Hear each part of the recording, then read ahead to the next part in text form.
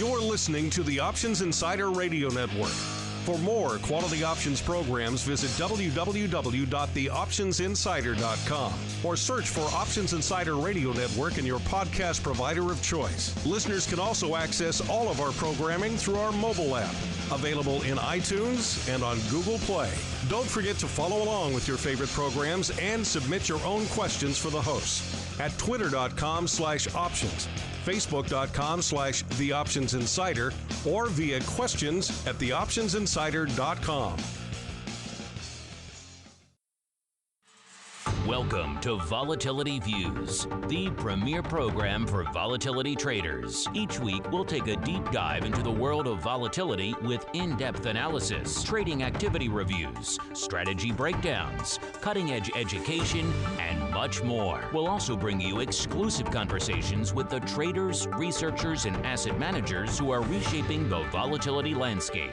If it involves volatility, then you'll find it on Volatility Views. Volatility Views is brought to you by CBOE Live Vol. CBOE Live Vol is the leader in equity and index options trading technology, providing professional and retail traders with the most sophisticated options risk analysis, compliance, and trading tools. CBOE Live Vol offers a broad spectrum of advanced trading technology, including the Live Vol X, next generation execution platform, and Live Vol Pro, the new standard in options trading front ends. Visit livevol.com for a 15-day free trial today. And by Russell Investments, the home of Russell Indexes, which calculates approximately 700,000 benchmarks daily, covering 98% of the investable market globally, including more than 80 countries and more than 10,000 securities. Approximately $4.1 trillion in assets are benchmarked to Russell Indexes. For more information on Russell Indexes and RVX, please visit russell.com/indexes.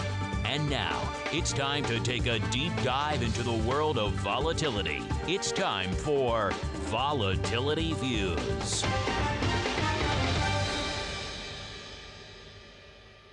All right, everybody. Welcome back to Volatility Views, the premier program for volatility traders.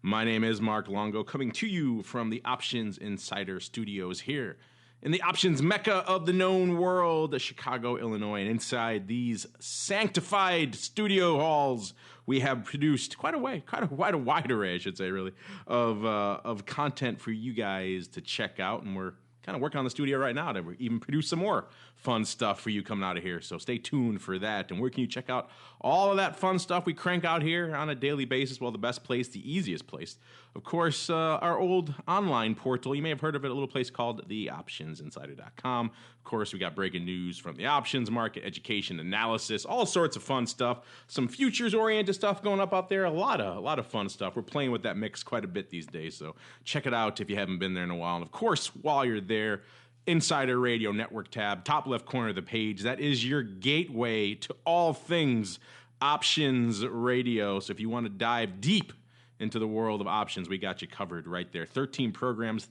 literally thousands of episodes for you guys to choose from. So pick your topic, pick your poison, stream, download till your heart's content. I guarantee you will be overwhelmed with the content choices available to you. Of course, you can also find that stuff iTunes, TuneIn, Stitcher, etc. Most of those services tend to focus on the more recent episodes. So if you want to find some of the back episodes, some of our other content that goes back a little bit, you may have to dig around our website. Probably the easiest place to find that stuff there. Of course, you can also go to our mobile app, and that's a good place to find everything as well. That's all pretty much available in all the major app stores. So you're talking iTunes, Google Play, all that fun stuff, even the Amazon App Store. No matter how you come to our content, we really don't care. If you want to plug the RSS feed and go ahead into your own RSS reader, go for it. We don't care. We're agnostic here. We just want you to listen. And of course, while you're listening, of course, we love to hear from you. Questions, comments, insights, hilarity, puns, whatever you want to send us. We love it. We check it all out. We don't always read it all on the air, but we check it all out, and we love to see what you guys are up there out there in our audience. You guys have some great ideas and some wacky ones too. We'd love to hear them all. So send us your questions, your comments. We love to hear from you guys. And of course, joining me on the old Vol Views program today, starting off, I'm not sure where he's hanging his hat today, so let's find out. He is the greasy meatball himself, Mr. Mark Sebastian. From a few climbs, he's appeared in many different spots on the old network. He also hangs his hat over there at Option Pit, as well as breaking some Carmen lines over there in the land of Carmen Line Capital. Mr. Greasy Meatball, welcome back to the program, and where are you beaming in from today? I am from our world headquarters at 190 South LaSalle. It is good to be here. It's a nice, frigid, cloudy day here in Chicago, but it's we're over the hump. The groundhog did not see his shadow, and so we are coming to the end of winter, and all is well here in Chicago. Now, Mark, I just had a quick question for you.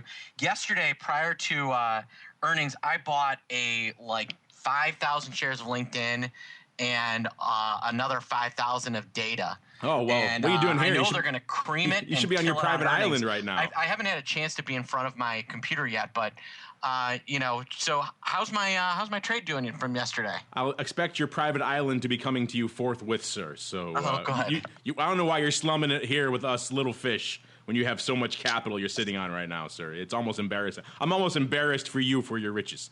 Mm-hmm. Oh, good. It's good to know that investment yesterday, that trade yesterday was a huge winner. Months of due diligence paying off for you, sir. There you go. I tip my hat to you. And I do like the way we start the show with a little audio version of Where's Waldo? Where's the meatball? Maybe if we had more time on our hands here, we could update our cover art every week with a little meatball indicator somewhere, and we'd hide it every week, and people have to find it. And it'd be a fun little game. That's actually a funny idea. I like it. I don't think our artists would appreciate that every week. But you know what? Maybe I need some entrance music now for Where's the Meatball? Now, there we go. We'll put together a little segment for that. Where is the meatball? Of course, that requires that could go down all sorts of weird rabbit holes that maybe we might lose our clean tag on iTunes with that one. So before we ponder that scenario, let's instead turn our attention to the safer environs of the corner office over there at the Options Institute, where we are joined by a senior instructor over there, Mr. Russell Rhodes. Russell, welcome back to the program, and also for slumming it with us here from the palatial corner estate. I hope you too are enjoying your own private island there off your ill-gotten gains. I don't have a private island. I'm lucky to have a space heater. So just to try and stay warm over here. But things are going particularly well. We're right in the midst of an intro class at the Options Institute. And bad news for Mark Sebastian. They all want me to take a look at Netflix at LinkedIn trades from Thursday that either knocked a home run or got run over in front of what seems to be a long time coming drop in LinkedIn shares. So not the prettiest day for LinkedIn. Yep. Nope. I always like seeing if there were any kind of crazy trades, and as I look here yesterday, there was a big put spread that got sold. Yep. Yeah, and there was a smart call buyer. I think that was part of that put spread trade. It was actually looked like kind of a risk collar kind of. Yeah. And then they sold the 170s and bought the 240s. Yeah, so. The trade it looked like that was a kind of a risk reversal type trade, and then. Yeah, there was a 180, 150 put spread versus the 240s that was big, and then tons and tons of put sells. So, maybe not the best day to have a lot of big short put position in LinkedIn. I'll just say that. I think let's get to that then. Let's mix it up a little this week. Let's dive into earnings vol first here in the volatility review.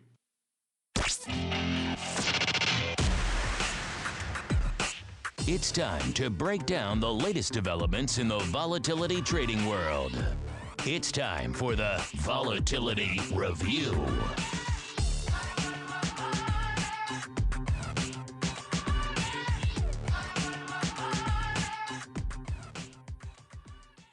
All right, everybody, welcome to the Volatility Review. Like the man says, this is the portion of the show where we break down what's rocking, what's rolling, what's moving, what's shaking in the land of volatility, not just today, but for the entire week.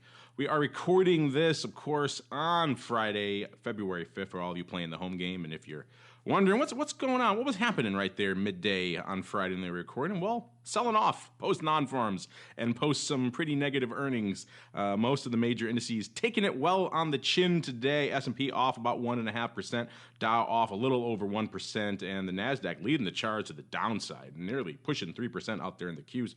So just crazy town with all that downside. VIX cash perhaps not getting the aggressive inhale you may expect, only up about a handle or so today. But let's start, as we were talking earlier in the show, mix it up a little bit this week because we are still in the teeth of earnings season, listeners. And as we were just talking, some names reporting last night, and not exactly, I think it's fair to characterize them as not exactly knocking it out of the park.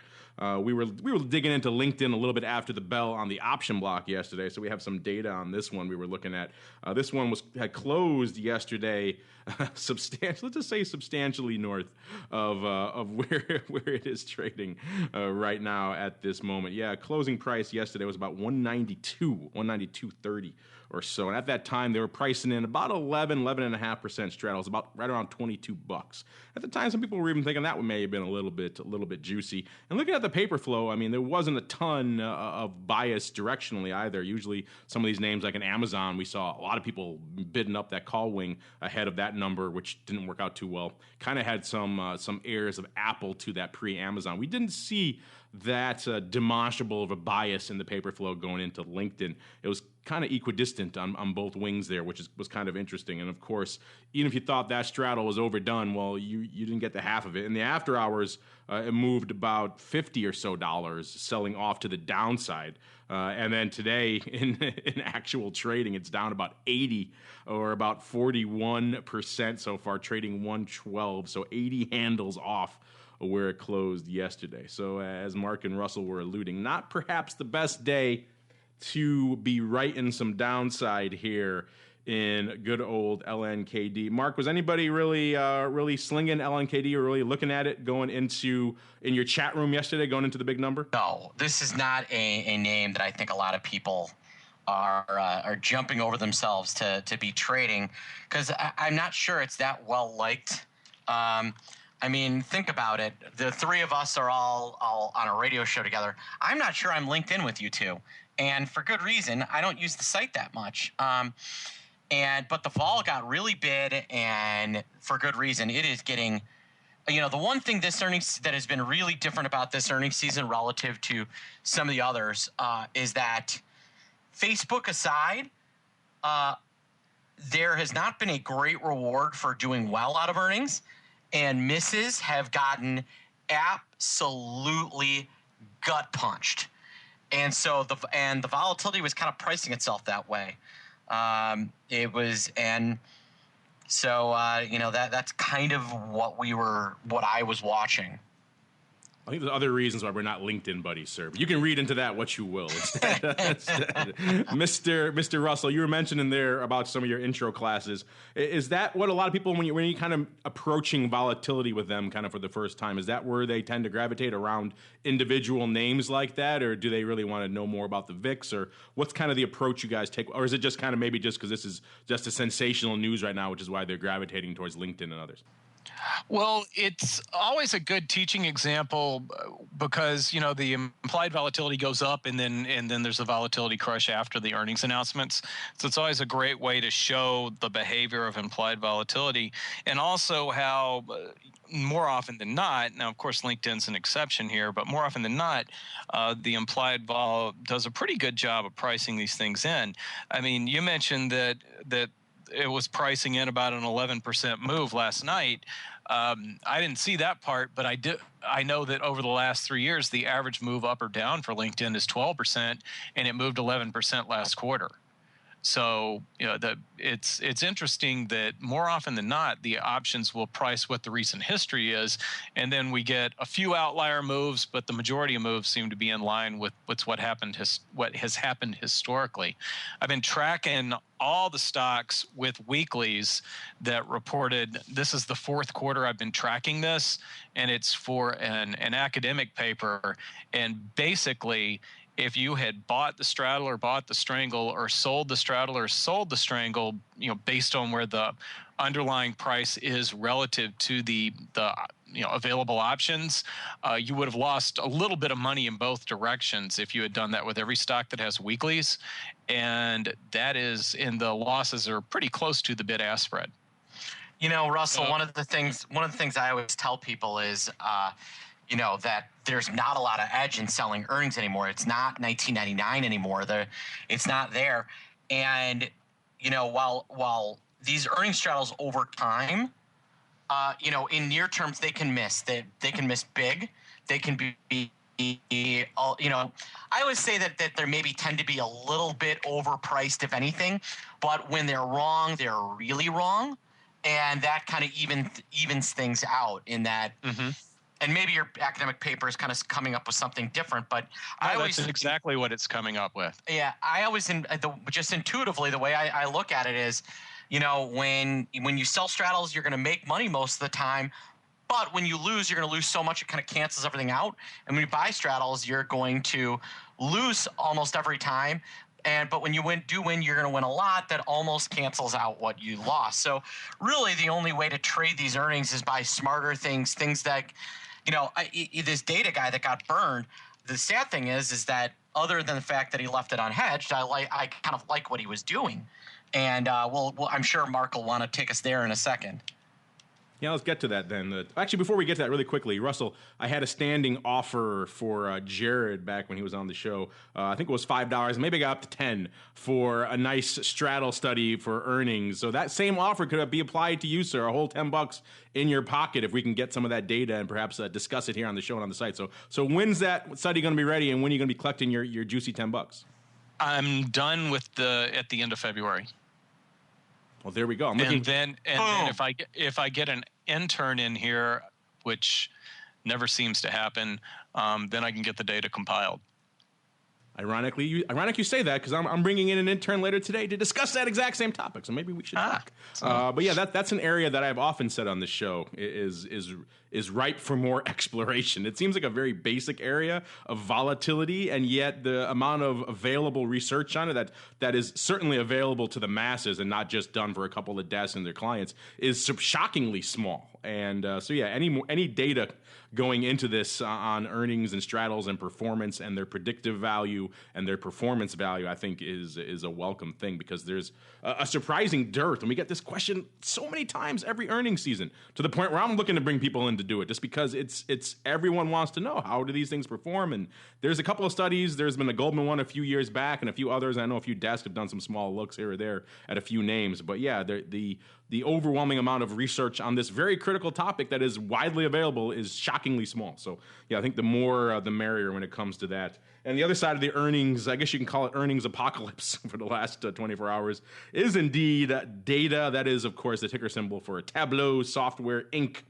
Off, they're trading today $42, off about $40. So pretty much getting their legs cut out from under them, off nearly 50%, as those numbers imply. And Mark, I know you were tracking a lot of some nice ratio put spreads out there in data. And what can really go wrong when you think about that? When you buy one and sell two or sell three, you're putting the trade on for free, maybe a credit.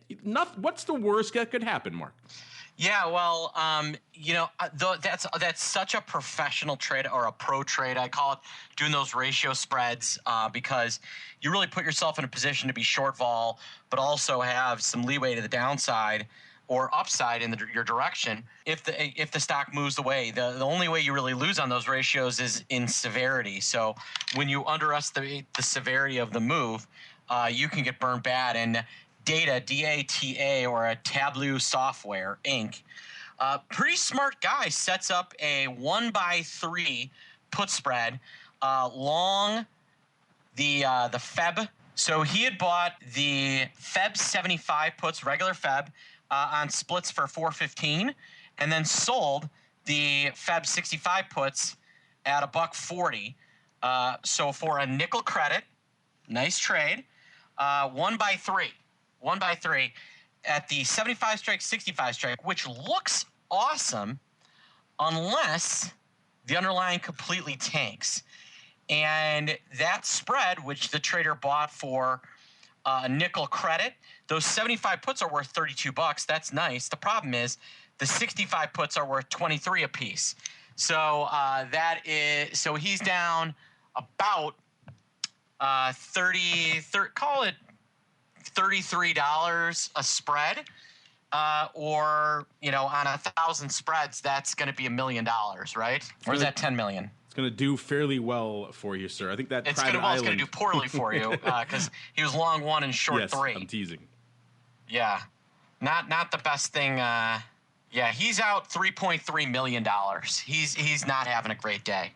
Yeah, no, not the time to be. I know we like to joke about getting our juice for free here on this and other programs on the network, but not the time to be. Not the time to be scooping all that free juice. Have those extra 2 or 3 short down legs here in good old Tableau. We talk about that in Big VIX, that ratio spread being kind of one of our favorites out there, the inverse to that, selling 1, buying 2. That's worked out fairly well. And we'll get to some size verticals that were going up out there later this week in a little bit. But yeah, not so much the case out here in good old data, where this thing literally cut in half.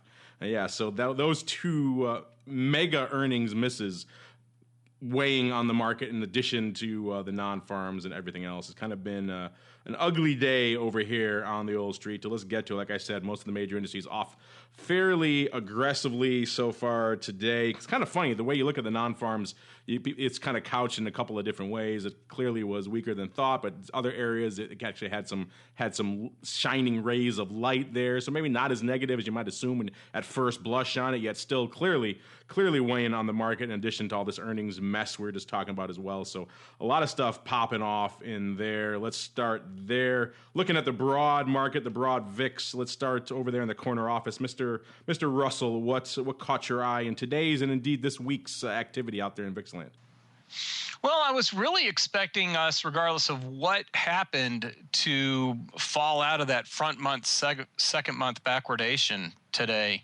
And I even did, I started to say LinkedIn. I've still got that on my mind. The Twitter poll, and 2/3 of people that responded said that they expected February to be at a discount to March as of the end of the day today. And last I checked, February is still at a 40-cent premium. And I actually saw somebody sell the VXX 27.29 call spread, take in 9 cents, and do that late yesterday afternoon, probably with the thinking that VXX would at least not spike. And it hasn't spiked, but I don't know if they agreed with that or not. They only took in 9 cents and they're risking $1.91. They're in good shape right now. But that's kind of what I expected, and what I expected didn't happen. At least not yet. We still got 2.5 hours.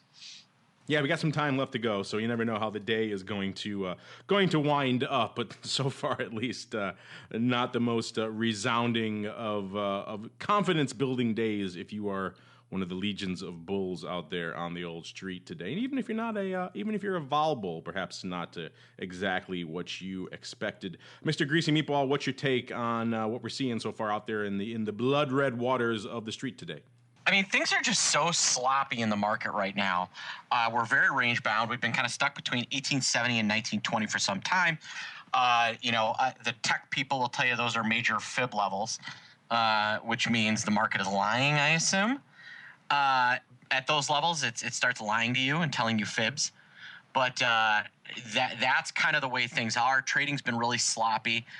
Volume's not as firm as it was when earlier in the month. And VIX is pricing 23 right here. It's basically saying we're going to move about 1.5% a day every day for the next 30 days. And if you consider we've got some days off during that period, it's pricing almost a 2% daily move on trading days, and thus far has somewhat delivered. It's not like it's been a generally slow week. We've been up and down a bunch, huge intraday trading ranges, and until we see realized volatility start to back off, I don't think you can see the curve back off at all. It's been a fascinating one to watch here, and no signs of that curve retracement happening anytime soon. Not if we keep getting these shocks to the system pretty much every other day. Even yesterday, a day that ended almost literally unched. We had a 27 handle range in the S&P. So if you just came in close to close, you're like, not really much of a day. Yeah, that kind of belies the aggressive froth churning there beneath the waves there. So yeah, this is I don't expect anything to really lighten the load here on that near term of the curve anytime soon. Speaking of the near term and where people like to play these days, we were talking a few weeks back about the possibility. I think someone actually wrote in about the possibility of more, even ever more short duration products being entered into the volatility and indeed the options fray. And we were talking. I just come back from chatting with the folks over there in your neck of the woods there, Russell, on the CBOE, and I was kind of prompting them about, hey, when are we gonna get some dailies? I was kind of putting our listener questions to them, and they were a little bit reluctant to go there, but I mentioned they were a little bit more favorable, surprisingly favorable actually, to the notion of adding more weeklies to the list, and by adding more weeklies that expire on different days, you're effectively starting to add dailies to the mix, because every day, pretty much every week, is going to have an expiration associated with it. Well, lo and behold, a few weeks later, what do we see? Well, we see exactly that. The CBOE announcing that they're adding SPX Wednesday-expiring weeklies to the fray, starting here in a couple of weeks, February 23rd. They're being called, surprise, surprise, Wednesday weeklies. So using a pretty reliable naming convention there. But this is an interesting one, Mr. Corner Office there, and one that I will take a little bit of credit for me just prompting them over and over again for this a couple of weeks ago. Clearly, there's a correlation between that and this announcement this week. Wouldn't you agree?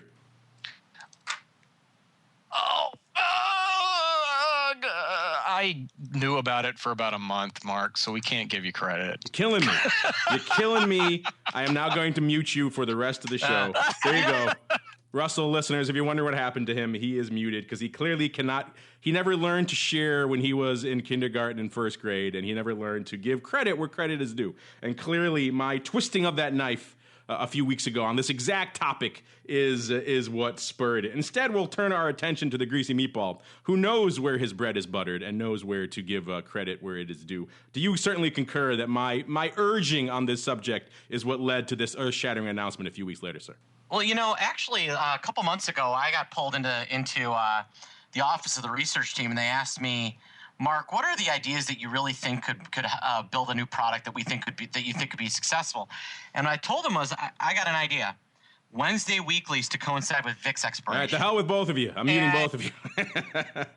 I'm just kidding, of course. But it is an interesting idea, and one I think it makes a lot of sense for this product, certainly because Wednesday closely associated with VIX and the settlement process there and everything else like that. So a lot of people, when they're trading these weeklies, they really just come in for Wednesday anyway. So it makes a heck of a lot of sense for these Wednesday products to be listed. And I'm sure both of you guys probably pretty excited about having yet another expiration to play with in the mix.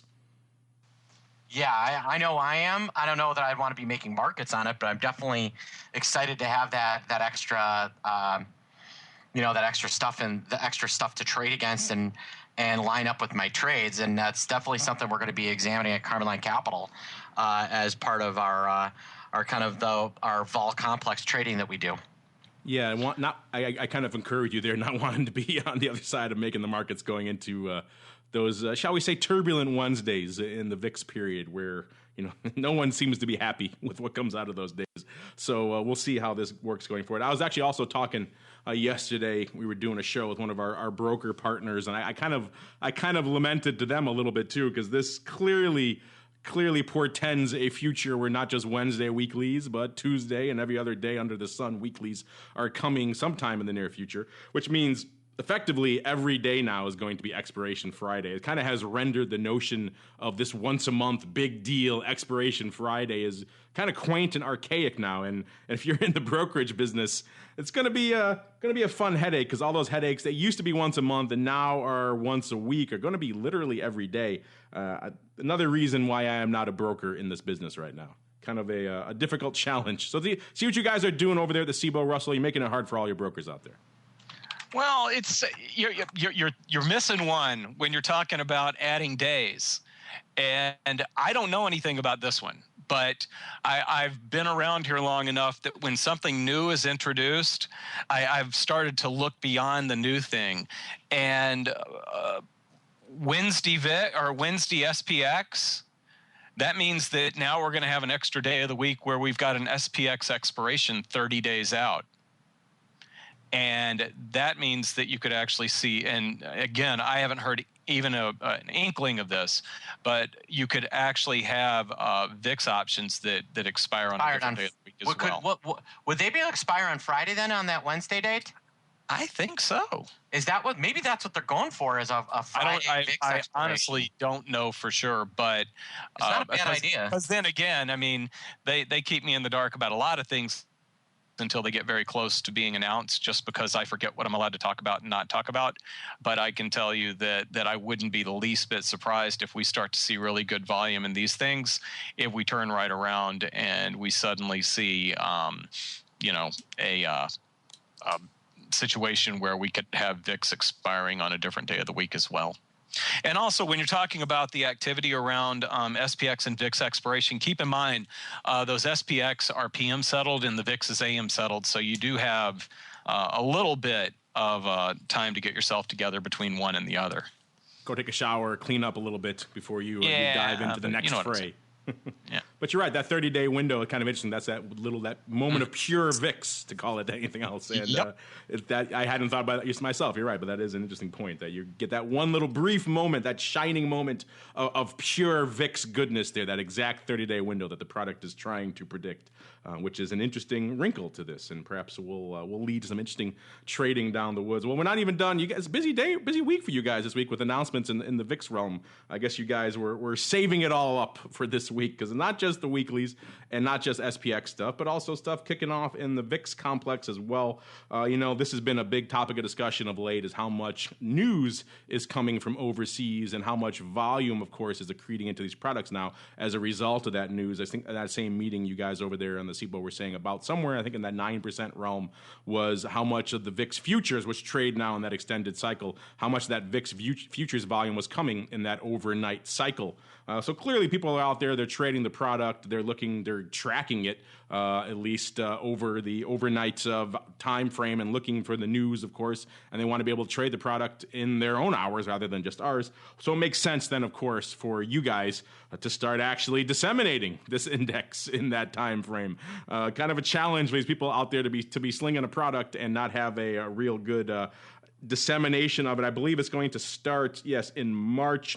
They're going to publish it, the VIX, every 15 seconds during the extended hours session, which of course runs from about 2 a.m. here Central Time to about 8:15 Central Time. So there you go, Mr. Russell. Two big announcements coming out of your neck of the woods, and I'm guessing they kept you in the dark until right before the show on both of these.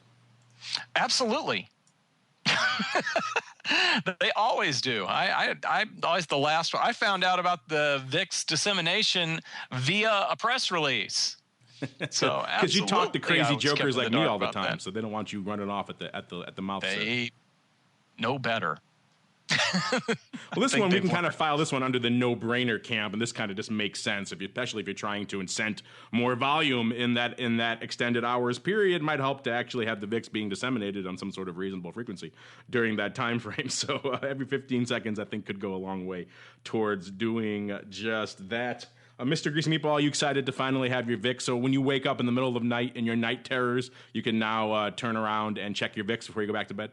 Yeah, no, I think that's going to be valuable because, especially during this last kind of mess, I was having to kind of calculate where the VIX was going to be when it opened in my head based on the futures. Now I'll be able to just kind of simply look at the VIX quote. That also should help encourage some volume in the SPX overnight options, and having some clarity on the VIX cash itself should allow for better trading in the overnight VIX options. Yeah, why have to go do all that futures math? That's no fun. Just have it disseminated for you widely and far, and you'll be a much happier camper as a result. Speaking of happy campers, it's time for Mark and I to chuckle because it's our favorite portion of the show. It's time for Russell's Weekly Rundown. Now, Russell's Weekly Rundown. It never gets old. I love it. It's the best. It is the best. All right, Russell.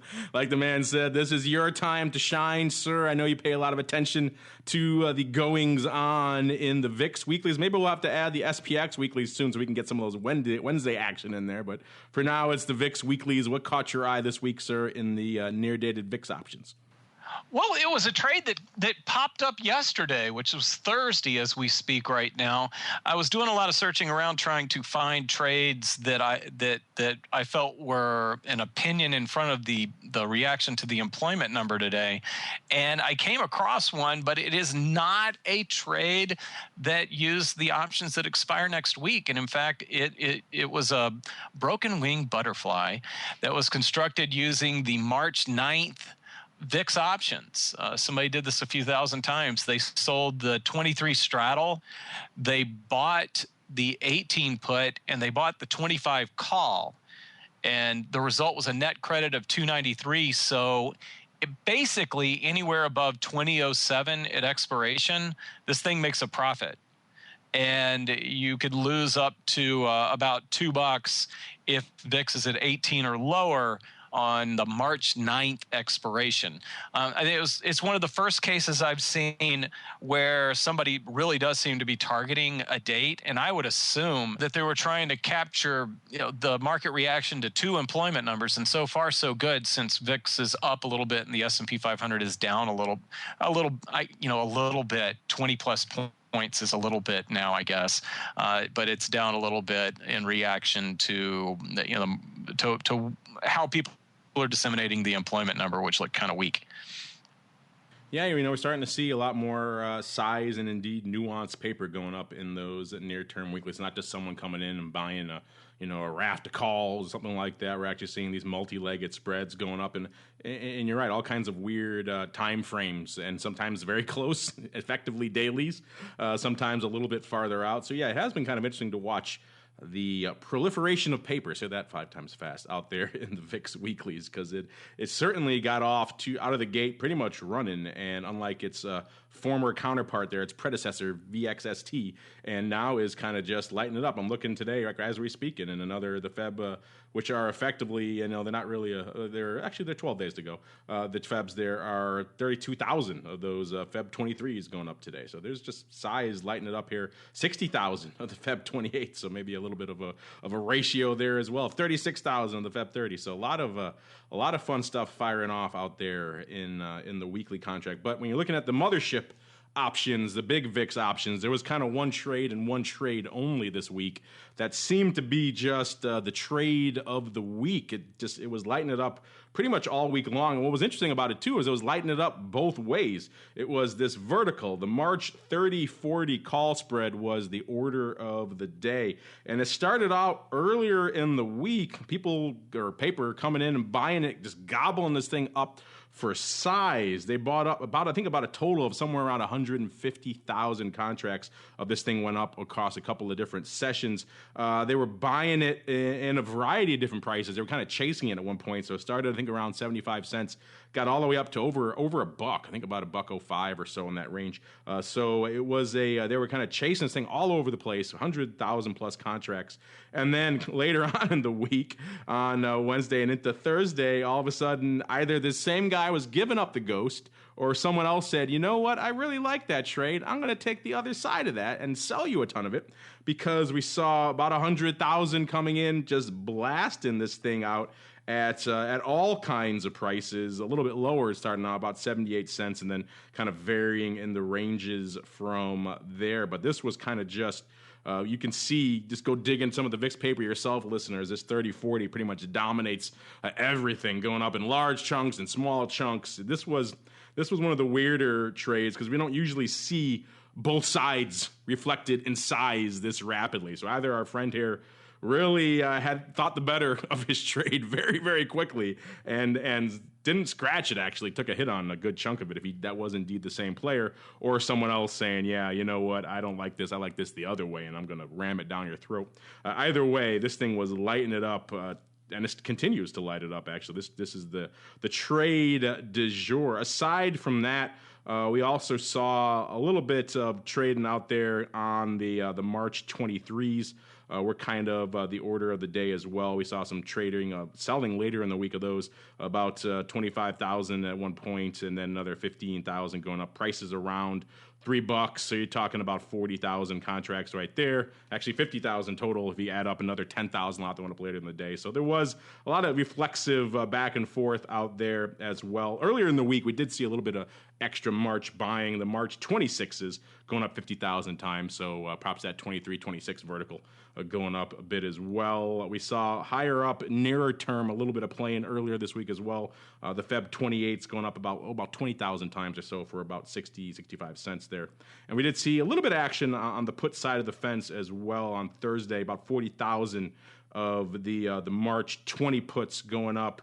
And of course about the March, about total of about, looks like about actually 40,000 of these guys going up. It looks like paper selling for the lion's share around, started off around $1.50 and then getting down to about $1.34 or so on the second 20,000 lot out there. So it's like paper selling, blasting out some March 20 puts. We don't get to highlight that much put paper out here, so whenever we find it, it always draws our attention. But yeah, if there was an order of the day, a trade of the week, whatever you want to call it, it's that March 30-40 vertical. I'd be curious, Mark or Russell, I'm sure that trade probably caught your eye this week as well. Did you guys get a chance to dig in a little bit and see, was it that same guy giving up the ghost? Because there still is decent size on both of those strikes, which leads me to conclude that probably not.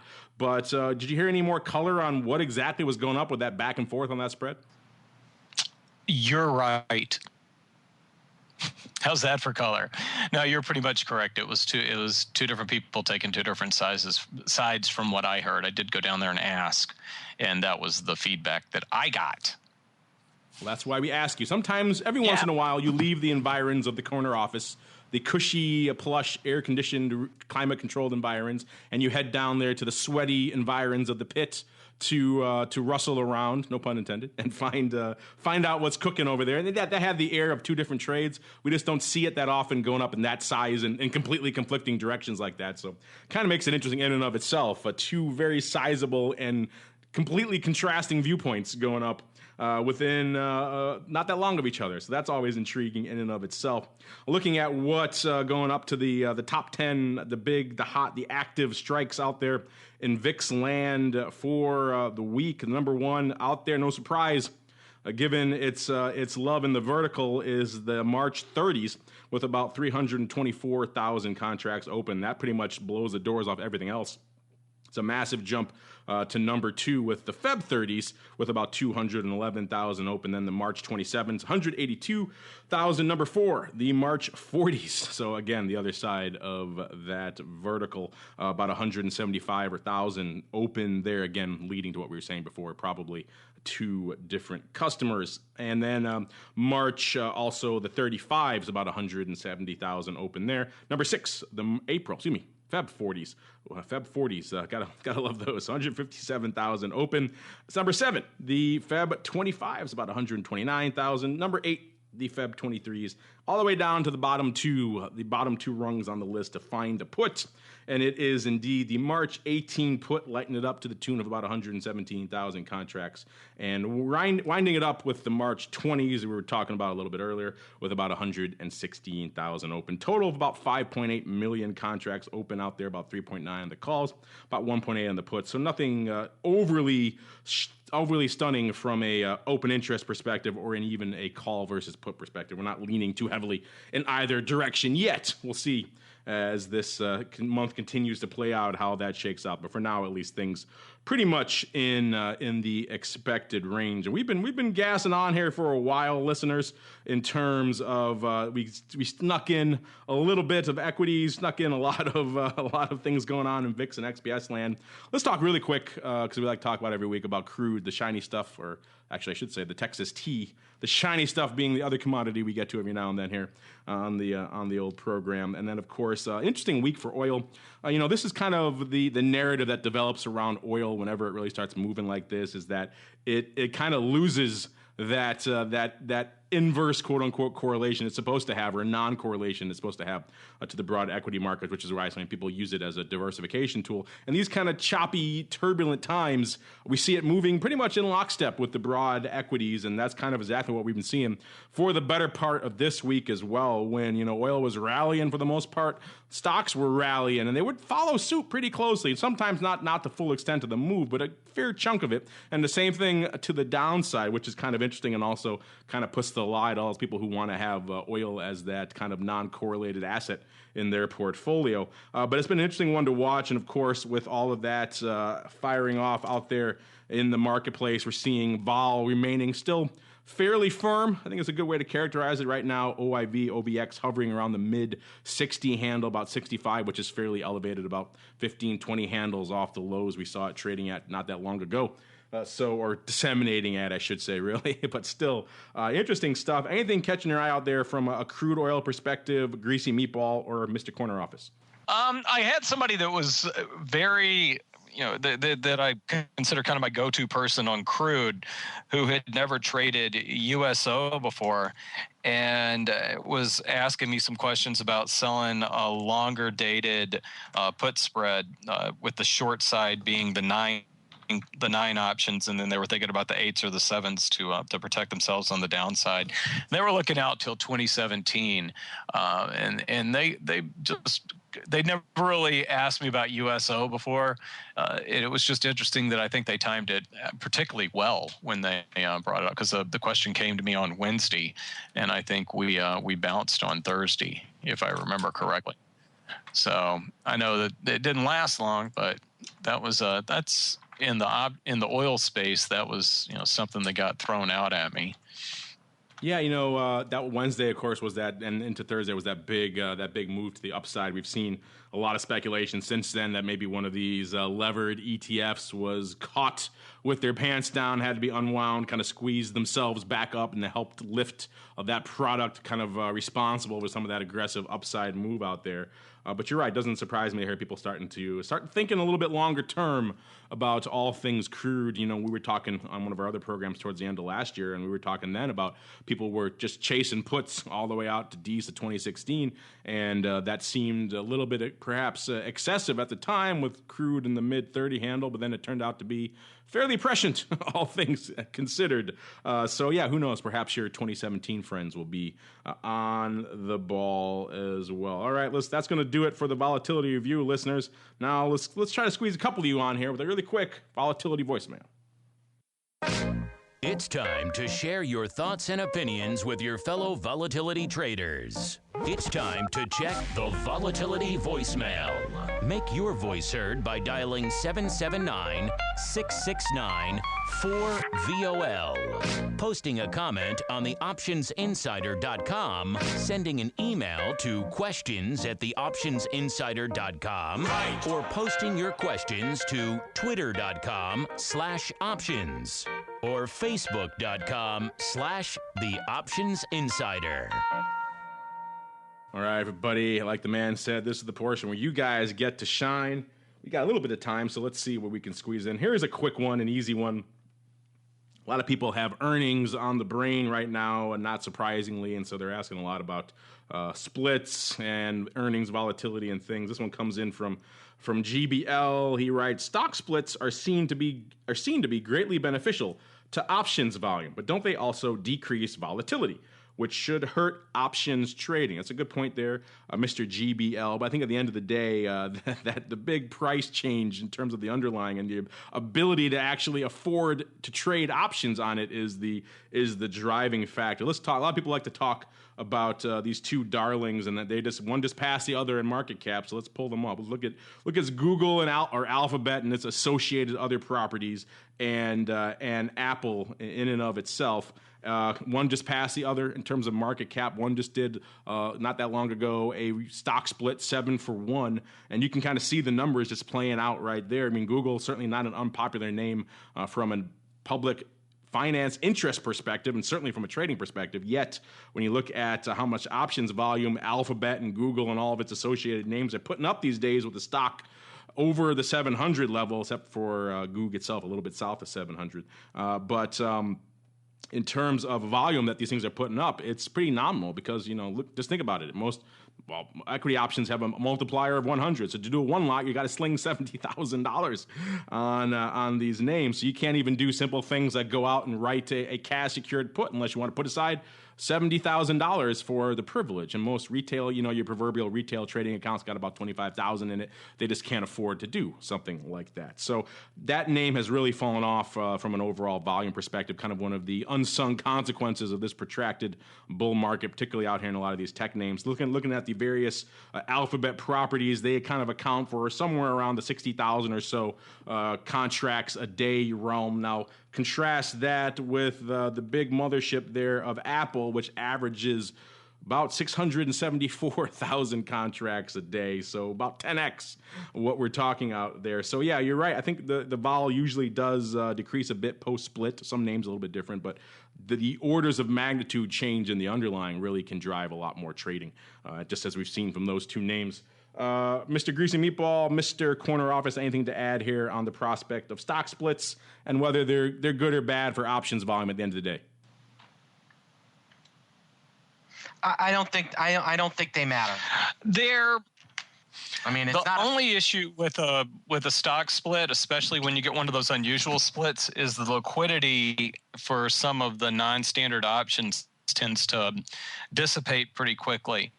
So, and I've gotten complaints about that from students in the past. So that's just something that you always want to keep in mind when you're thinking about, when you're got an option on something that's getting ready to split. We're talking about 3-for-1 or something silly like that. And I was looking at the chain on Netflix a little while ago, and they've got all kinds of fun strikes for some of the standard options because of a split in the past.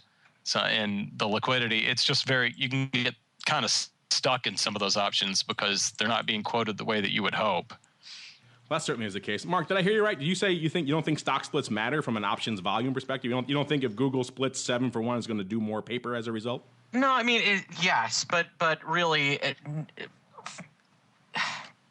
yes to some degree, but not to the point where it not necessarily. And it certainly isn't 7x what it used to be doing. That's for sure. When these high-priced names reverse split, because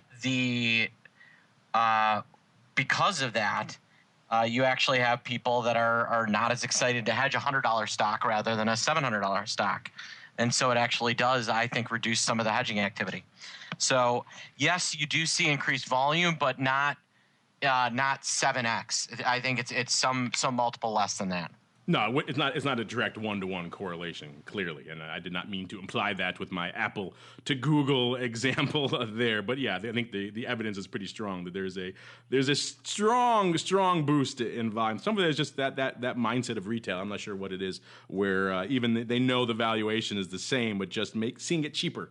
They're more inclined to get out there and put some on. And yeah, that means more people can afford to have it in their actual retirement accounts and then want to hedge it and write income against it and all that other fun stuff. So yes, even though the vol does decrease, it does certainly, I think, boost volume at the end of the day. But that's all the time we have for that discussion. All the time we have for the vol voicemail for this episode. But keep them coming. We read them all, and we try to get to as many we can on the old program. Now it's time for us to keep on rolling into our final segment. It's time to break out the crystal ball. It's time to peer into the future and reveal what the volatility gods hold in store. It's time to look into the crystal ball. Well, we've seen a lot of shock and awe unfolding yet again this week. Terrible earnings, interesting, somewhat confusing non-farms, perhaps. A lot of back and forth in the broad market, even on days when it ended unched. And, of course, today, another aggressive sell-off to the downside on the weight of some less than stellar overall news. So it's made it an interesting environment in which to go forth and attempt to prognosticate some volatility. All of us kind of leaned pretty much in this similar range here on, I think, if I recall, I believe, I should start writing these down. It probably would make it a little bit easier for the following week, so I'll make a note of our predictions for this week. But I do recall that Mark and I think we're in the 20 to 22 range, somewhere in that. I know I said I wasn't going to break 20. It did briefly flirt south with the 19 handle or so down there. So technically that did come to pass in terms of what I was thinking would not happen. But aside from that, we are kind of in that range. Russell, I don't recall off the top of my head what your exact prediction was, but I believe you were somewhere in this realm as well. So going forth a week from now, let's start in the corner office. What are you feeling in your gut from a VIX cash perspective? I think I'm going to I'm going way off on a limb. You're going to love this. I think that we're going to make 2016 lows in the S&P 500 next week, and VIX is not going to make 2016 highs, and people are going to take that as a signal. So you're saying we're going to crash to the downside, and VIX is going to kind of languidly move to the upside and maybe flirt with the mid to high 20 handle, but not even like break 30. It's the low this year, and low close. Yes, we had this event with Bloomberg. We had this event with Bloomberg last night here, and nobody is bullish. I mean, it's at minimum, people think that the market's going to finish about where it is right now at the end of the year after zigzagging around, but nobody is bullish. A clear sign that we're going to be way higher by the end of the year. When you get that many professionals in a room and they hate the market, then who knows? Yeah, that was the same thing I was going to say. That's usually a good contrarian indicator. Yeah, that's a time to buy indicator. Well, but I think for the near term that they're right. I agree with you. We're gonna need to see a new low before they step in. So that's really where I was going with that. Yeah. But I think that everybody's kind of so prepared for it that VIX doesn't do the alternative and put in a new closing high. Yeah, I mean, I think that we could see VIX. I think it depends, because intraday we saw. I don't know that it reaches the intraday high, Russell. That was like near 33 and change. But I think we could see a higher closing VIX, maybe not a higher intraday VIX, if you will.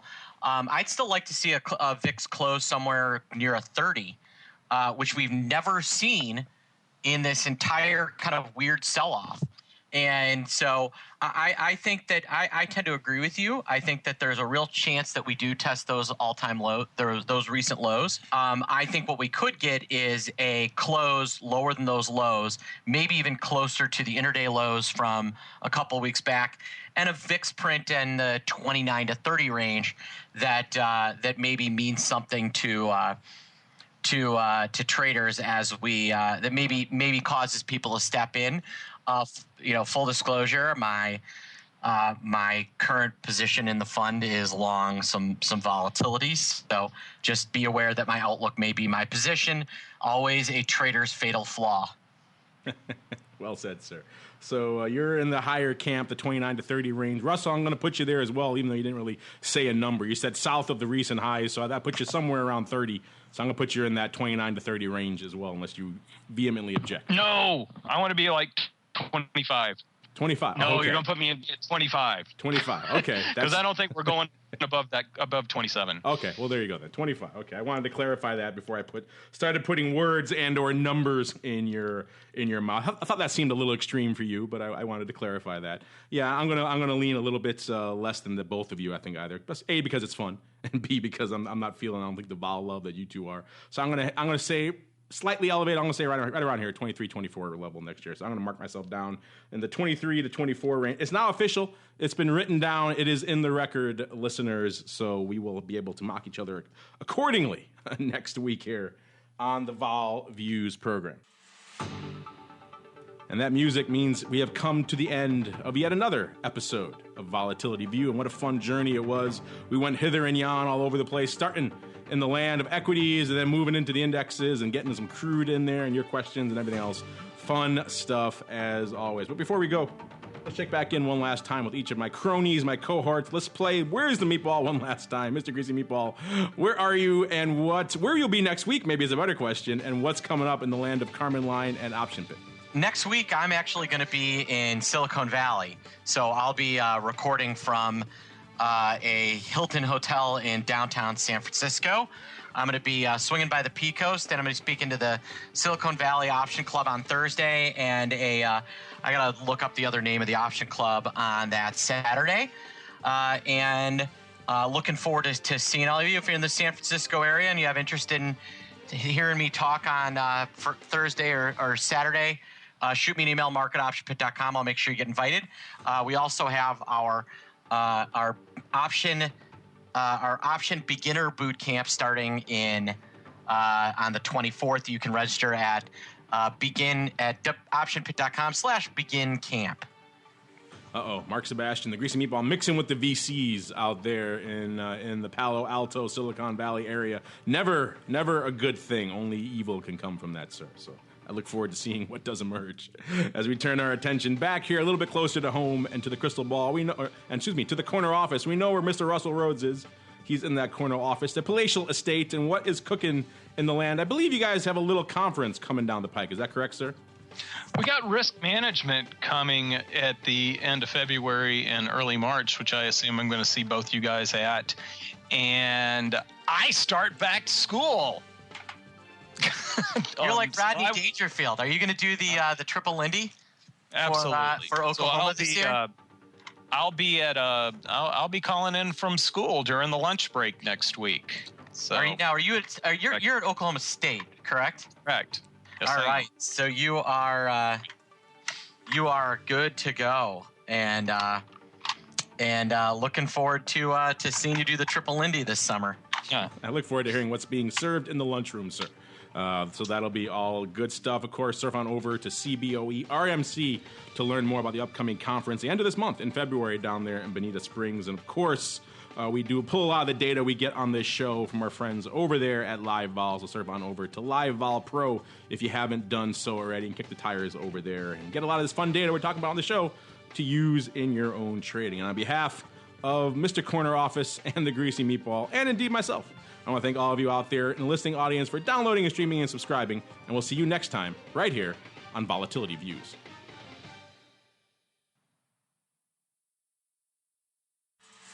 Volatility Views is brought to you by CBOE Live Vol. CBOE Live Vol is the leader in equity and index options trading technology, providing professional and retail traders with the most sophisticated options risk analysis, compliance, and trading tools. CBOE Live Vol offers a broad spectrum of advanced trading technology, including the Live Vol X, next generation execution platform, and Live Vol Pro, the new standard in options trading front ends. Visit livevol.com for a 15-day free trial today. And by Russell Investments, the home of Russell Indexes, which calculates approximately 700,000 benchmarks daily, covering 98% of the investable market globally, including more than 80 countries and more than 10,000 securities. Approximately $4.1 trillion in assets are benchmarked to Russell Indexes. For more information on Russell Indexes and RVX, please visit russell.com/indexes.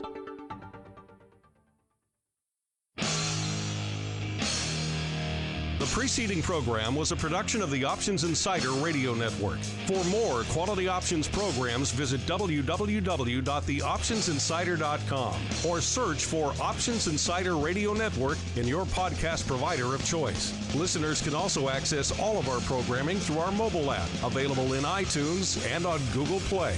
Don't forget to follow along with your favorite programs and submit your own questions for the hosts at twitter.com/options, facebook.com/theoptionsinsider, or via questions at theoptionsinsider.com.